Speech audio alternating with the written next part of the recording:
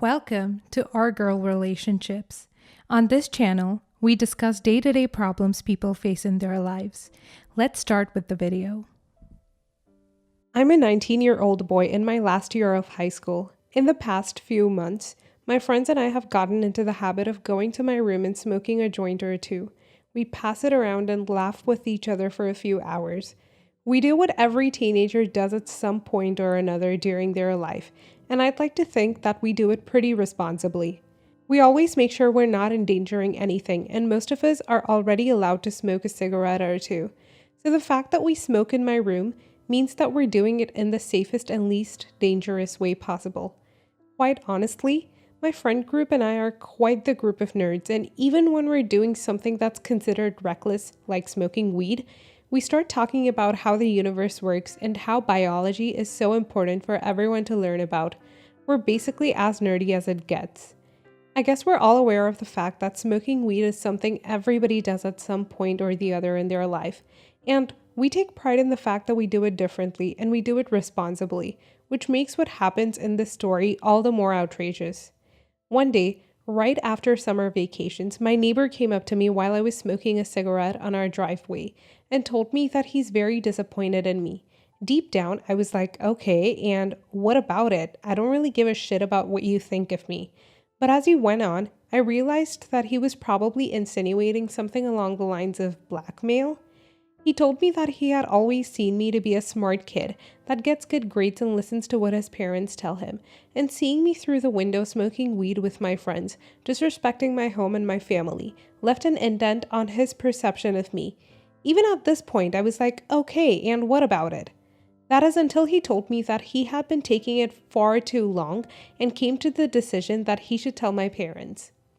Obviously, at this point, I started panicking and I told him that he shouldn't do that and that we're doing it very responsibly. He then proceeded to tell me that there was nothing responsible about smoking weed every single day instead of doing homework and tending to my chores. Which isn't true, as I told you, because we only smoked during the weekends. It was just once or twice a week max. That's when I started realizing that this man was probably insinuating that he could manipulate the truth to his liking when talking to my parents, regardless of whether it actually happened or not.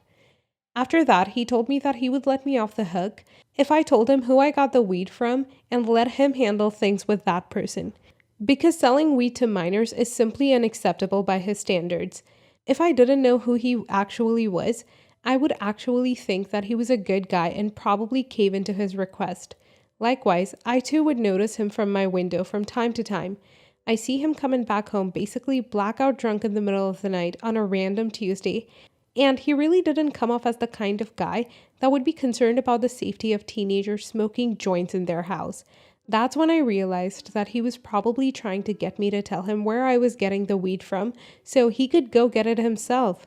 Now that I've seen how the rest takes place, I think that's actually what's happening.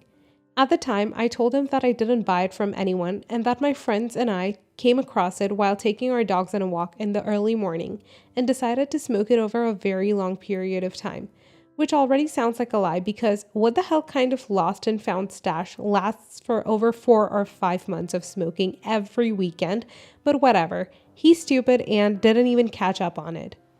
He then proceeded to start getting angry and demanding that I give him whatever weed I have left because substances shouldn't be left in the possession of little kids. The change in his demeanor as well as the angst in his voice let me know just what his true intentions were. He just wanted weed for himself and he was blackmailing me to give it to him. When I told him that we had just ran out that weekend, that I would really give it to him if I could, and even got to the point of almost crying in front of him, he said that he had been taking pictures of me and my friends smoking the joints and he would be showing them to my parents if I don't actually tell him the truth or give him the weed.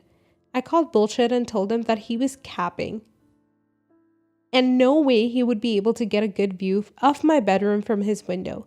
That's when he pulled out his phone and showed me a video of me specifically passing the joint after smoking it to my friend and best friend that my parents trusted most. At that point, I kind of panicked and realized that he wasn't lying about the pictures and didn't pause to think how weird it was that he could get a clear view of my bed from his bedroom window, and started begging him not to show it to my parents, but this time, Instead of it being just to get him off my shoulders, it was actually out of being in distress. I gave him whatever weed I had that week and told him that it was genuinely because I was running out of it, keeping up whatever lie I had made in the first place to not let him know that I was capable of lying to him so ruthlessly. The following morning, my mother basically broke into my room in rage. I immediately knew that it was probably because that piece of shit had snatched on me. She told me that our neighbor came up to her that morning and told her that he sees me smoking weed every single day with my friends through his window, and even showed her the video I just told you about. I let myself get scolded and didn't even try to stand up for myself or give the arguments that I had given him. After my mother grounded me and told me to stay in my room for at least a couple of months without meeting or going out with any of my friends, which at the time I thought was a little over the top and now I'm kind of grateful for, because I sat in my room without any distractions, I realized just how messed up it was that this weird ass junkie druggy a-hole watching me through his window and taking videos of minors, basically window peeping on us while we were doing normal teenager activities. When I told my mom that we should probably look into blocking his view and not letting him see me anymore, I expected her to dismiss me and tell me that I'm just trying to have more privacy to do extra illegal shit. I genuinely saw the moment in which the light bulb went off on top of her head, in which she realized that even though he was making the parenting process easier, he was also doing something illegal. My mother called the police to report on the guy that was taking videos of teens through their home windows, and the police obviously didn't look into it much and only asked him if he had any videos of minors. He obviously denied everything, which is why it set my mother even more over the edge. Luckily for us, we ended up finding a way to get our own closure, and that's because this neighbor of ours worked at my uncle's best friend's company. And when I say company, I'm being very generous because it's barely considered a small business. When we told him everything that happened and just how messed up the guy was in his head, he confessed to us that he had been looking for a reason to fire him for months now, because he shows up really late and messes up the equipment and harasses in Pics fights with just about everyone that looks his way. He ended up firing him soon after, and my neighbor put two and two together and realized that his interactions with my family were what got him fired. He started throwing trash on our lawn and letting his dogs urinate in our driveway without cleaning up after them or even apologizing. He can be as salty and mad as he wants to, because at the end of the day, he got exactly what he deserved. Not the a-hole.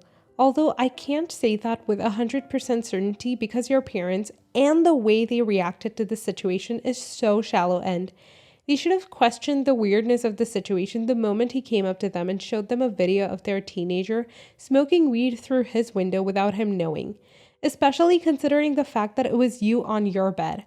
I would have kicked the shit out of him if I was your dad, but then again, I don't really know how pissed off they were about the whole weed situation. And that could probably be why they didn't look into it too much.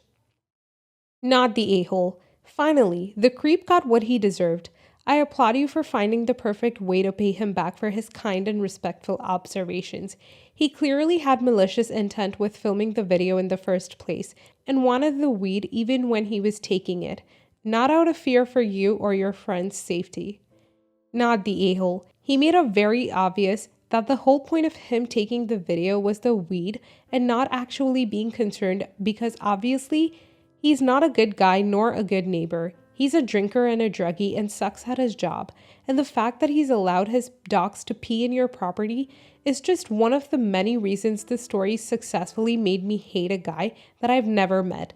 At least it helps me sleep at night knowing that he lost his job as a result of his creepy and crappy behavior. Next story. Let me start by saying I have a big household for the amount of space in the house. In my house, there's my parents, my two brothers, my sister, my grandpa, my aunt, and me, 19 female. My sister and I share a room. Sure, sharing rooms sucked growing up, but we got used to it. My aunt and grandpa have their own rooms, though my aunt has been unofficially moved out for 2 years now. She lives with her boyfriend out of town and only comes home occasionally for maybe less than a week in total out of a whole year. The problem is that when I went to college, my sister, 12 female, was very excited to have her own room for the first time. She got a new bed, painted her walls, and bought decorations. I was happy for her, but that meant they threw out the bunk bed we used to share. All my stuff went into boxes in the garage. This happened less than a month after I left for school, by the way. I felt like this was really uncalled for because it wasn't like I was moving out. I was still visiting home every few weeks, and I had breaks in school also. Where would I sleep during those times? My parents told me to just stay in my sister's room, but that would mean sleeping on the floor and also invading her privacy, which she deserves. I felt like if they wanted me to stay with my sister on my trips home, they should have at least kept the bunk bed. Now that I'm back for a month-long Christmas break, I've been sleeping on the floor in my sister's room or on the couch. Finally, I asked if it would be okay for me to sleep in my aunt's room since she's hardly home. My parents said it was fine, so I moved my luggage and sheets there. However, with the holiday season, they've been offering the room to other relatives when they come into town. This again forces me not only to sleep somewhere uncomfortable, but to have to move my stuff. Every time I have to move my stuff and find a temporary place for it, I feel discarded. Finally, I called it out. My cousin is having a wedding and we have relatives in town. My dad told me to clean out my stuff from my aunt's room, as an uncle would stay there. I told him that he shouldn't be offering up our house to other people when we hardly had enough beds for the people already living here. I said, while it would be nice for them to stay at our home, they are adults and can afford a hotel. At this point, my dad said that they're family and we should offer everything we have for them. Plus, that I'm young and can afford a few nights on the floor. He called me disrespectful for telling him what to do with his space. While I understand that, the fact that they got rid of my stuff in my room so quickly makes me feel like I don't have a place in this house. I agree, it's only for a few nights, but I still feel upset. It would be different if I had my own place, but my dorm is temporary and after college, I'll likely return to living with my parents. Where will I sleep then? While I could be the a-hole for talking back, I feel like my anger is reasonable. Not the a-hole.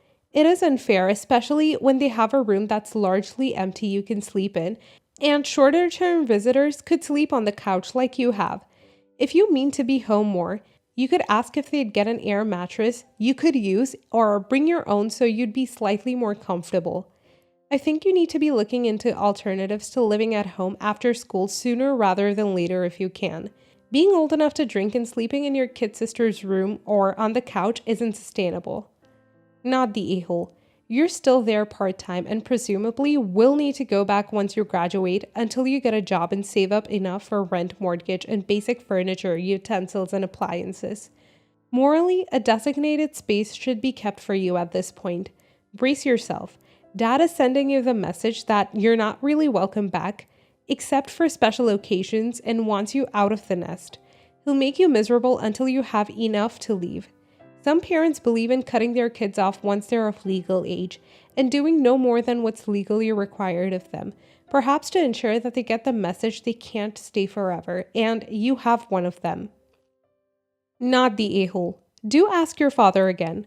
Where are you going to be after college? Are they wanting you to leave home because that's what their actions are telling you? That you are no longer welcome and you should be looking for your own home and job as soon as college finishes, as they have no room for you. If they call you disrespectful again, do just that and start looking for work and a shared house to rent. Next story. I'm a 37-year-old woman. I come from a dirt poor family. Me, my parents, and my 4 siblings used to live in a 1-bedroom apartment, which was located in the shittiest part of town. There were days when my parents couldn't even afford food. My parents were very abusive, both physically and verbally. Dad was an alcoholic and mom was a drug addict. I was the target of their abuse 99% of the time because I was the oldest kid. I started working part-time jobs when I was 13 years old. I ran away from home when I was 16 because I just couldn't stand that environment anymore. And also, my siblings were extremely toxic as well, due to the fact that they expected me to provide for them since our parents couldn't do it. But I was a kid too. Recently, after over 20 years since I cut off all contact with my entire family, they managed to somehow reach out to me with the help of a distant relative with whom I've kept in touch throughout the years. My parents started talking to me like nothing has ever happened, which angered the hell out of me. I told them that they should first and foremost apologize for everything they've put me through. They firmly denied that they ever abused me or hurt me in any way. Then they started talking about how they've heard that I'm really wealthy now, which is true. I'm an entrepreneur, my net worth is probably in the low to mid 8 digits, and how they're still struggling. They told me that my siblings also need someone to support them financially. They told me that I should spare a few dollars since I have way more than I'd ever need to help them and my younger siblings because the past is the past and we're family no matter what after all. I told them to F off and that it's not my job to provide for any of them and that they're still the exact same pieces of crap they were 20 years ago. Family doesn't mean blood. I hung up and blocked the number. Not the a-hole. In a situation like this, I'd normally say your siblings didn't ask for this, but neither did you. Also, considering they never bothered to find you until they knew you had money. I've recently been in this situation myself. 6 digits, not 8. I've had to rescue myself from a family that suddenly is popping up when they didn't give 2 craps beforehand. I feel bad for your siblings. They're only toxic because your parents made them that way. However, they're not your responsibility. They can't be. Your parents already robbed enough of your childhood. Your hard-earned money is off limits. Like I said, normally I'd say money isn't important, family is. But you were important and they wasted that. Good on you. Not the a-hole. No contact obviously works for you. I'd keep it that way. You might want to check on your siblings to see what kind of people they turned out to be. They didn't have any more say in their parents' toxic behavior than you did. And nobody should be judged their whole life for how they were influenced to act as a kid. Having said that, I'd keep my expectations low and probably wait a bit until mom and dad aren't all fixated on their winning lottery ticket to even attempt it, and be upfront that you aren't here to finance anything. Not the a-hole. First, congratulations on your success. Being an entrepreneur is not easy. With your life experiences, you were at a disadvantage and must have worked very hard to succeed. Be very proud of yourself. Second, you owe no one anything. Even if you came from a supportive family, how you control your wealth is ultimately up to you. It is very easy for money to disrupt level-headed families, and I'm sure significantly more issues arise in toxic situations. In your case, you are in no way the a-hole. This reminds me of the family that suddenly appears after someone wins the lottery. I cannot understand how someone believes being related entitles one to another's assets. Anyhow, live your life, be happy, and continue doing what you've been doing.